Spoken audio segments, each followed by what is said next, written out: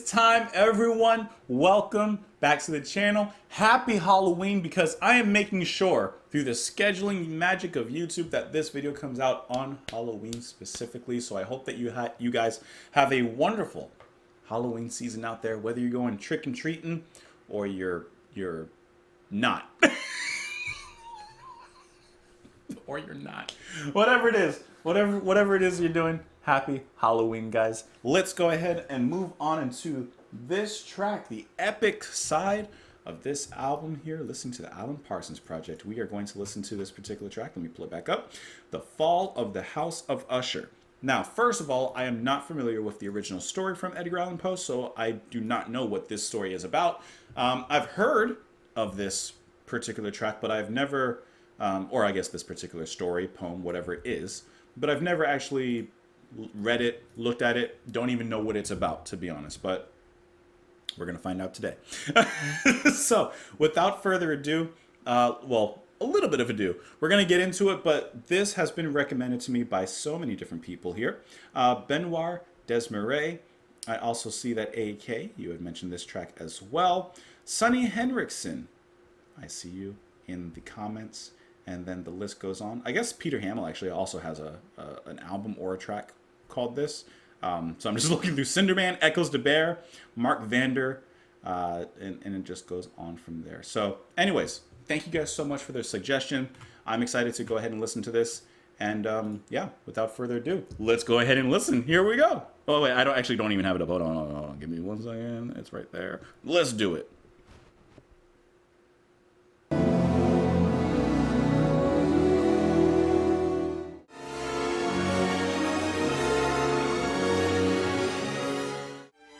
This really is setting up a journey, a story, an epic. The organ entering in with that storm after the orchestra, great touch. You knew it was coming! You knew it was coming! That's cool.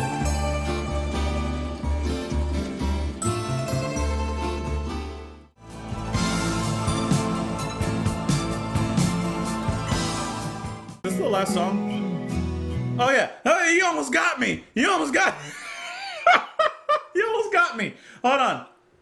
Okay, so I didn't realize, okay, it was transitioning. See, I can't see the tracks. I'm just kind of assuming. Oh, I got you. Okay. All right. The Fall of the House of Usher. All right, we got to talk about this. So first of all, I didn't realize until, like, I don't know, whenever I said it halfway through or so, that it was an instrumental. I thought it was...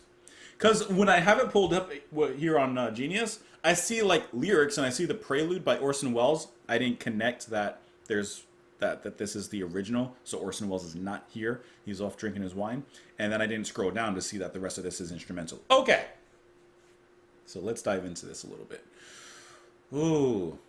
So, me not knowing anything about the House of Usher, while we were listening to the music and I realized that there were no lyrics, I went and pulled up a summary so I could see what's going on, so I could actually put things together.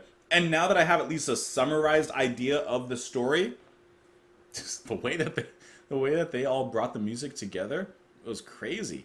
So you have, I don't even know how long because I'm not really paying attention to the time, but the first part of the music is just this orchestra that's playing with so many different emotions. They're pretty much providing a prelude into the music and into the story. They're pretty much doing an overture in certain ways because there's already a lot of emotions happening in the orchestra section itself.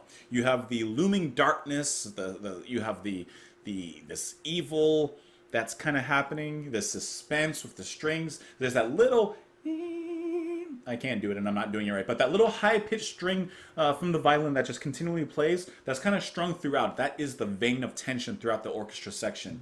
And then it would transform to something a little bit more light and floaty and peaceful, but before you knew it, it came back with that. And I really enjoyed how that set up this dark adventure that we were about to take part in. Then, at the tail end of that symphony and of that movement there, you have what I believe, because that's why I like to talk during the music a little bit, because I forget things, so that way at least I can get my thoughts out there in the moment. But if I remember correctly, it's like the bass comes in at the tail end of that, providing a small, like a quick small rhythm, and then either synth or organ, I can't remember now what it was, but either way, some more traditional instruments come in for just a moment there at the tail end of that, and then it quickly fades out as a storm approaches. This is the arrival section, I would assume, looking at the different parts of this track, and of course with the story that's going to be related to the arrival of the narrator, who's coming to visit his old friend Roderick, who's apparently dying, or so he says, or there's something wrong with him, he's ill. Anyway, so he arrives with the storm, and you can imagine him, seeing this big mansion up on the hill or whatever it is, and the waves are crashing against the rocks with the storm as he approaches this spooky place, right? That there's something going on. You don't know quite what, but there's something going on. And then that's when the music kind of shifts into what we would kind of more expect from Alan Parsons' project, hitting those grooves, hitting those licks. I mean, it's insane. Right? Like, there's not much to enunciate and dive into there that we haven't spoken about before, but just absolutely brilliant. So, from that point forward in Arrival, there's also the intermezzo section there. I don't have much to say on that end, but what I do want to say is is it Pavane section? I'm not sure what it is, but that is some of the most beautiful music I've heard recently. The way that the bass enters, puts down a rhythm, then the guitar comes on top of that rhythm, echoing it, and then on top of that, some extra guitar begins to play this beautiful, not like ancient, but Renaissance-like pastoral, beautiful hillside kind of music. I don't know, it's just really, really wonderful when that came in. And so I was, like I said, I was reading about the story, and I'm pretty sure at that point, because Pavan, I looked it up really quick, and I hope I'm pronouncing that right, but it's a stately court dance by couples that was introduced from Southern Europe into England in the 16th century. I'm pretty sure that this particular section of the music is relating to the moment when the narrator is reading to Roderick these stories of the knights and whatever it was a story here, I don't remember what it was, the Mad Tryst. I'm pretty sure that's what this is relating to, because it's after that story is read to Roderick as he's ailing and stuff that they kind of start to go crazy. He's reading about things making noise, and all of a sudden in the house there's noises. Turns out his sister, who they thought was dead, isn't really dead. She's coming back for revenge. The house is apparently like they're the brother and sister, they're twins, and apparently their relationship and how they are is related to the state of the house, and as they begin to fight and kill each other or whatever happens, the house falls apart. Anyways, all that happens, right? So I really like how that moment of peace in Pavan is ruined. It's torn in two by those abstract noises that begin to fill the air after that. Which, by the way, I'm just curious, and this is the pure ignorance, I guess, asking, but I'd like to know. After Pavan, there's those abstract, spooky, horror-like noises that begin to arise, right? Which, like I said, I would imagine that kind of relates to the ending of him reading the story, and he begins to hear those noises, begins to see and hear Madeline coming back and all that stuff. How did the band create those kind of noises? Like, at this time, like, I hear a little bit of orchestra in there, but, like, is it just the orchestra doing that? Like, I want to know, like, how those sounds were created, because it just sounds very, very unique, and I would like to know at that time how they did that, because I think that was quite amazing. And then, of course, the music just crescendos, and that's when we hit the fall, and that's when, I guess, the house falls and splits away or whatever happens there. That's crazy. I really didn't know. I should have known ahead of time that this was instrumental, but that was really, really good. That Pavan section, though, that was my favorite. Hey, am I even pronouncing that right? Let's see if there's a pronunciation. Let's see if I'm saying this correctly. Pavane. Oh, man, y'all are going to get me in the comments. Pavane. How off was I? Anyways, you know what? Let's go ahead and let the rest of the album play. Let me back it up a little bit here. Give me a second. I got to do this to back it up. Hold on. I got to play a little bit to back it up. One more. There we go. From those horror noises, let's go ahead and finish out the album with the final and last track here, To One in Paradise. Let's go. That's a beautiful resolution to all the horror we just heard. That's some melody. That change right there, melodically.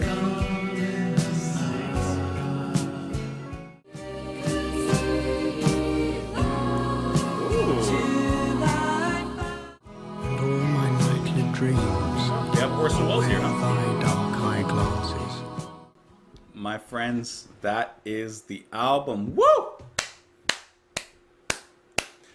Listen, as a piece of relief after Usher, we have what is perfectly titled to One in Paradise. This is some beautiful Eden like melodies. The guitar with its phaser, flanger, whatever it has. It's almost lullaby-ish, just kind of laying in the grass, daydreaming, looking at the clouds, and just beautiful imagination. But at the same time, there is a little bit of uneasiness in some of those notes. So like when they change, there's a little bit still like there's something there. Like it's not a silver lining, it's a black lining. But the vocals are so beautiful and just like they just soothe you. They just float. This is where I can really hear like Alan Parsons and his production side, for example, with Pink Floyd. I can hear that dreaminess, how he really brings out the little details of the music and makes it feel fully fledged even with the simplest things. Of course, the bass is here and it's glorious, but I'm really feeling that melody and the singing here, the harmonies from everyone that erupts after the lead vocal, who it seems here is going to be Terry Sylvester on the lead, and then you're going to have Eric Wolfson, and then Jane Powell, and Alan Parsons at some moments as well. So all of them come in with those harmonies, and it feels really, really good. This is a great way to end an album after that orchestral masterpiece that we just got off of. If I could see the sky above and my mind could be set free, as wild white horses reach the shore, I'd stand alone and oversee. And if the bush before me burned, should I turn my eyes away, and still the voices I can hear as clear to me as light of day. So, by the way, this is another story/poem that I'm not familiar with, from Edgar Allan Poe. So I'm not sure what the actual story is, but let's just keep going. I believed in my dreams, nothing could change my mind. Now I know what they mean, how could I be so blind? So the dreams that he's had and that he was thinking about, the things that he believed in, now he sees the truth behind it, and maybe it's not all as it seems. Cold sands of time, winds that blow cold as ice, sounds that come in at night, shall hide what is left of me, come from paradise. I've been through times when no one cared. I've seen clouds and empty skies, when one kind word meant more to me than all the love in paradise. It's a nice little line there. I like that. I believed in my dreams, nothing could change my mind until I find out what they mean. Nothing can save me now. So the question is, what are those dreams, and what is the truth behind those dreams that he's revealed or revealed to him? Now, like I said, we do actually have Orson Welles here in the outro, and he says, "And all my days are trances, and all my nightly dreams are where the dark eye glances, and where thy footstep gleams. In what ethereal dances, by what eternal streams." Now, I'm just imagining that's actually part, or actually from the poem itself. It just sounds like it. Like, that sounds like something Edgar Allan Poe would write. But yeah, I think that he's having a little bit of a waking nightmare. These dreams are not what they seem, and I don't know, better watch out for Freddy Krueger. Guys, it's done. Thank you so much. Appreciate you for being here on our Halloween 2023, it's not up right now, celebration. I appreciate you so much for listening to this album with me, for listening to the previous albums we did here. We did a good bit. I hope that you enjoyed it. Please let me know all your thoughts down there below in the comments. If you want, you can support the channel and what I do on Patreon for as little as $2 a month. You don't have to. I appreciate you being here. Press the like button, though, before you leave. Just do that. Please enjoy the rest of your day. Don't eat too much candy tonight. And yeah, that's the video, guys. Have a great one out there. Bye.